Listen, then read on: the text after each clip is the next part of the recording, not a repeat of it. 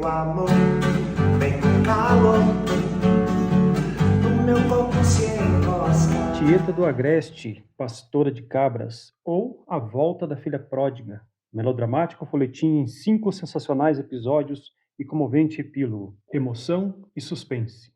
E é assim que Jorge Amado começa esse livro, com um título que parece quase um convite de circo. Olá, eu sou o Fabiano Amaral, esse é o podcast Literatura Expandida, um podcast sobre filosofia, literatura, psicologia, cinema e música. No episódio de hoje, vamos falar sobre o livro Tieta do Agreste, A Pastora de Cabras. É um livro que foi publicado em 1977 e é um verdadeiro carnaval literário, porque ele tem humor, tem crítica social, tem política, tem teologia, tem sexo e tem uma das personagens femininas mais inesquecíveis da literatura brasileira, a Tieta. A história é simples, ou pelo menos ela parece simples. Tieta ela foi expulsa de casa pela irmã, que ela foi acusada de libertinagem. Aí foi para São Paulo, ficou rica e volta à sua cidade natal, no sertão da Bahia, para reencontrar a família. Só que ela não vem para pedir perdão, ela vem para desfilar. E no caminho vai expor a hipocrisia de uma cidade inteira. E este não é um romance assim, água com açúcar, ele é uma parábola. É uma releitura moderna da história do filho pródigo da Bíblia. Só que a filha pródiga é a mulher que não se arrepende do que fez. E é exatamente por isso que ela é uma heroína. Jorge Amado nasceu em 1912, em Itabuna, no sul da Bahia, e foi um dos maiores escritores brasileiros, com uma obra que se tornou conhecida no mundo inteiro. Foi também um militante comunista, e o que isso lhe custou? Lhe custou a prisão. A Tieta é um livro da sua fase mais madura, digamos assim, publicado quando ele já tinha ali os seus 65 anos. E é uma obra que respira liberdade. E ele se diverte, ele brinca com a linguagem, com os personagens e com as convenções sociais. A Bahia de Jorge Amado é uma terra mítica, onde o real e o fantástico eles se encontram. É um lugar onde as mulheres são fortes, os padres são humanos e os coronéis são ridículos. Mas a Tieta também é um livro político. Como ele foi publicado ali em 1977, no auge da ditadura militar, ele é uma crítica à hipocrisia moral e à hipocrisia religiosa. Falando então da pastora que virou madame, Tieta, ou melhor, Antonieta de Jesus Esteves, que é o personagem central, é uma das mais fascinantes que Jorge Amado já escreveu. Quando ela era jovem, a Tieta era pastora de cabras no sertão baiano. Foi expulsa de casa pela irmã Perpétua e ela foi acusada de ter um caso com um mascate. A verdade, porém, é que Perpétua expulsou ela por inveja da irmã. Então a Tieta ela vai para São Paulo e ela trabalha como prostituta. Mas no livro Jorge Amado, isso não é uma vergonha. Isso é uma libertação. E ela conheceu o mundo, aprendeu a se defender, construiu uma fortuna. E quando ela volta para o Agreste, 26 anos depois, é uma mulher rica, elegante, poderosa, mas mais importante, ela é uma mulher livre. Psicologicamente, a Tieta é aquilo que se chamaria de personalidade resiliente. Ela não deixou se destruir pela humilhação, é pelo contrário, ela transformou a humilhação numa espécie de combustível. Ela voltou para provar que ela estava certa, para mostrar que a vida que a irmã condenou era, na verdade, uma vida de sucesso.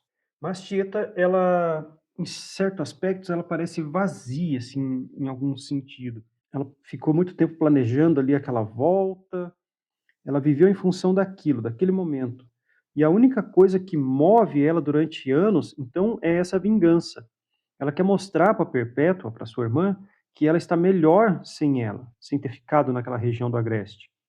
E nesse sentido, ela é tão prisioneira do passado quanto a irmã. E a genialidade do Jorge Amado é que Tieta não é uma santa, ela é uma mulher de verdade, com desejos, com raiva, com contradições e tudo mais que uma pessoa normal vive, sente, respira. E a Perpétua, então, a irmã da Tieta, ela sim é a grande vilã do livro. A Perpétua, ela é um retrato da hipocrisia burguesa, que ela passa a vida frequentando a igreja, rezando terços, fazendo caridade, mas por dentro ela é uma mulher amarga, ela é cheia de ódio e ela sente um ódio especial por Tieta, porque Perpétua odiava tanto a irmã, então, porque a Tieta era livre, enquanto a Perpétua ela seguia regras. A Tieta desafiava tudo. Tieta ela queria estudar, A Tieta, ela queria amar quem ela quisesse. A Tieta, ela queria viver livre, ela queria andar com suas próprias pernas, digamos assim. Já a Perpétua, ela é um caso clássico, então, da inveja e ressentimento, pois ela não suportava ver a irmã fazer o que ela não tinha coragem de fazer. Então, em vez de se libertar, ela prendeu a irmã, ela expulsou a Tieta de casa e passou a vida construindo uma fachada de virtude escondida atrás de um grande vazio. Então, quando a Tieta volta, o pai dela morre de alegria. Sim, o Zé Esteves, o pai da Tieta, ele é um homem que passou a vida como um enrolão, um maldoso, um salafrário ali, segundo o livro. Mas que no fundo ele amava a filha. Tanto que quando Tieta volta, ele é o primeiro a abraçar ela. E lá no final ele morre de alegria depois de comprar um rebanho de cabras com a ajuda da filha. Tudo que ele queria na vida era ter um rebanho de cabras, e o que para ela, que já era uma madame rica, não significava nada, era um dinheiro de troco. Então ela vai e compra esse rebanho para ele, e ele cai morto, rindo. No livro diz assim, ó, caíra morto, envolto em riso.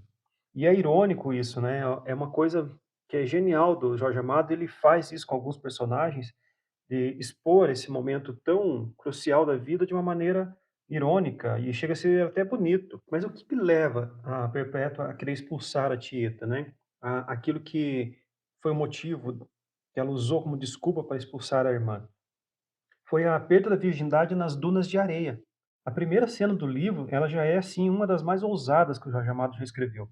Porque a Tieta, ela ainda é uma menina e ela vai pastorear ali as cabras na duna de Mangue Seco, e ela tem, então, entre 13 e 14 anos, e um mascate, um contrabandista, leva ela para a praia e ela sabe o que vai acontecer. E ela quer que isso aconteça. O livro ele descreve a cena assim com uma mistura de medo, dor, contentamento. E a Tieta deixa o mascate fazer com ela o que ele quer. E ela deixa porque ela quer que ele faça. O livro diz assim: para ela soar o tempo. Para com as cabritas, a hora temida e desejada. Nas dunas de Mangue Seco, Tieta, pastora de cabras, conheceu o gosto do homem. Quando ele, segundo as palavras do livro, quando ele arromba, essa é a palavra que o Jorge Amado usa mesmo, ele berra isso assim. Ele arromba ela. E ela berra de dor e de contentamento, segundo a letra do livro. E é uma cena que já define tudo ali, porque a Tieta ela não é vítima, ela escolheu aquilo, ela desejou aquilo. E ela vai pagar por isso. Aí o pai descobre, a irmã delata, e a Tieta é expulsa de casa. E ela vai na bolé de um caminhão embora. E ela vai sem olhar para trás, sem olhar no retrovisor, e simplesmente vai. Porque, no fundo, é um desejo dela de sair daquele lugar, de não viver aquela vida que ela foi condenada a viver. E essa é uma cena importante porque ela estabelece o mito da origem da Tieta. Ela não se tornou quem ela é por acaso. Ela sempre foi assim, uma mulher que escolheu o próprio caminho e mesmo que o mundo condenasse ela. E essa cena ela fica ecoando então no resto do livro, assim, várias vezes durante o livro, vocês vão perceber que essa cena retorna, ela é pensada, ela é falada, ela retorna ali para viver de novo aquele momento nos pensamentos da Tieta. Então, a Tieta, depois de 26 anos, ela volta, e ela volta sem o luto. A volta de Tieta, assim, é um dos momentos mais icônicos do livro, porque a família inteira dela está de luto.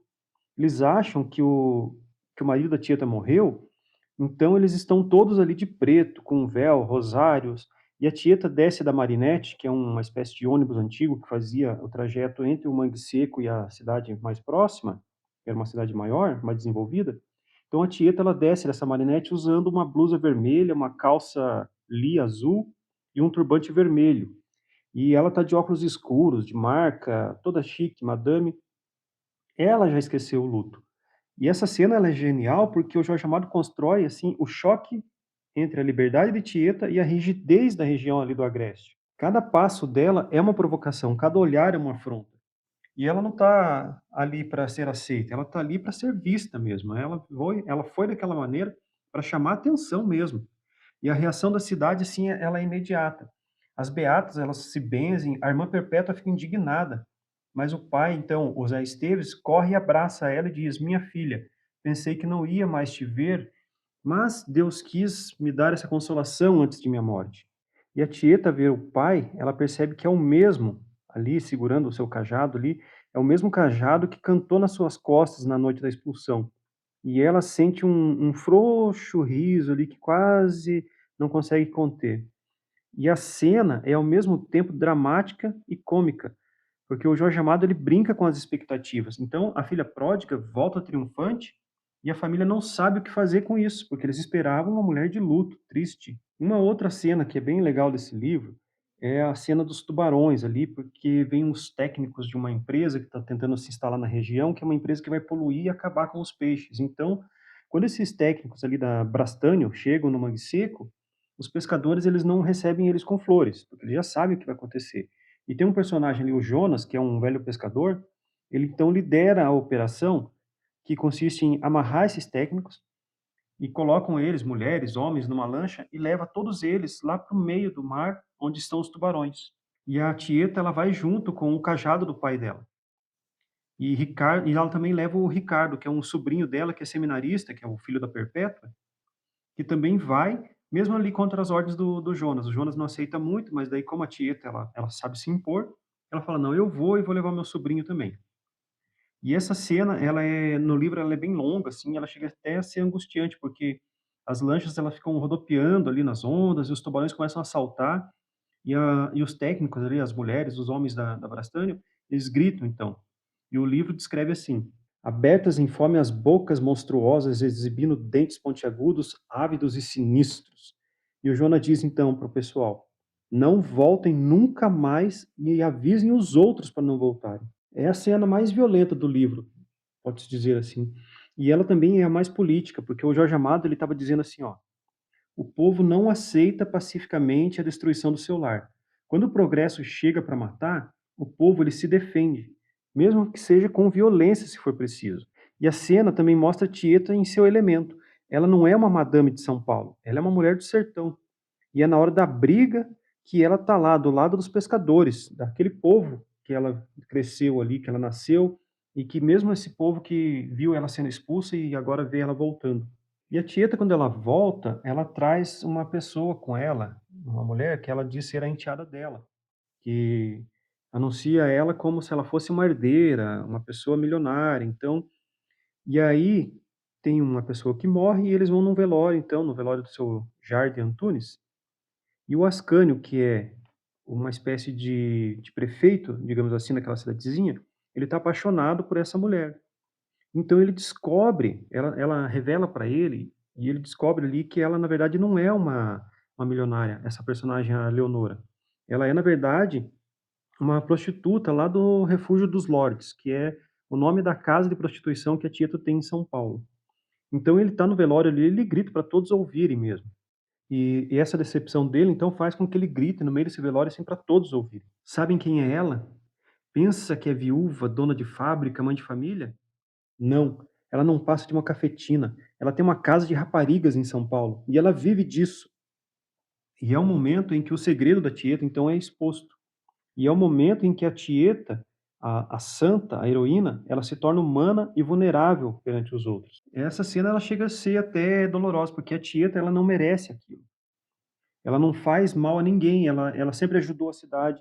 A cidadezinha ela era tão pequena que foi a Tieta que bancou, digamos assim, a instalação da luz na cidade. Ela que trouxe a luz para a cidade. Porque a luz, então, era feita por gerador e tinha os horários que funcionava o gerador por causa do consumo, né, de combustível. E isso não importa mais. O que importa é que ela agora é uma cafetina. Ela é uma dona de um bordel. Ela é uma mulher que vive da exploração do corpo de outras mulheres. O que o Jorge Amado está mostrando aqui é a hipocrisia da sociedade. A Tieta ela é condenada não pelo que fez, mas pelo que é. Enquanto os homens da cidade frequentam ali a pensão da dona Zuleika Cinderela, que é o bordel da cidade, ninguém condena eles. Mas a Tieta, que é dona de uma casa dessas, é uma cafetina. Ela é condenável. E é uma cena que fica ecoando, assim, como eu falei, da cena anterior da expulsão da Tieta lá do passado. Ela foi expulsa por desejar e agora ela está sendo exposta por ter lucrado com o desejo. Então a sociedade nunca perdoa essa mulher livre. Como o próprio título diz lá, né, é uma parábola da filha pródiga.